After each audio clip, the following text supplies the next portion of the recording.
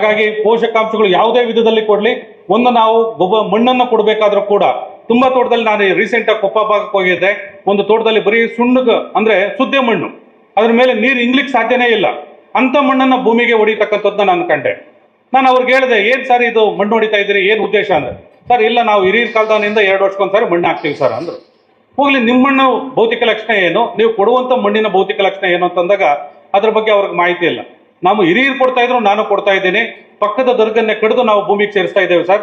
ಅಂದ್ರೆ ಸುದ್ದಿ ಮಣ್ಣು, ಅದರಲ್ಲಿ ಸಣ್ಣ ಪ್ರಮಾಣದಲ್ಲಿ ಮಳೆ ಆದ್ರೂ ಕೂಡ ತೋಟದಲ್ಲಿ ಓಡಾಡ್ಲಿಕ್ಕೆ ಆಗೋದಿಲ್ಲ, ಸಾಯಿಲ್ ಪೋರಾಸಿಟಿ ಬ್ಲಾಕ್ ಆಗ್ತದೆ, ಬೇರಕ್ಕೆ ಉಸಿರಾಟಕ್ಕೆ ತೊಂದರೆ ಆಗ್ತದೆ, ಕೊಡುವ ಗೊಬ್ಬರ ಬೇರೆ ಭಾಗಕ್ಕೆ ತಾಗೋದಿಲ್ಲ, ಅಂತ ತೋಟದಲ್ಲಿ ಗಿಡ ಬಹಳ ಬೇಗ ಸತ್ತು ಹೋಗುವಂಥದ್ದನ್ನು ನಾವು ಕಾಣ್ತೇವೆ.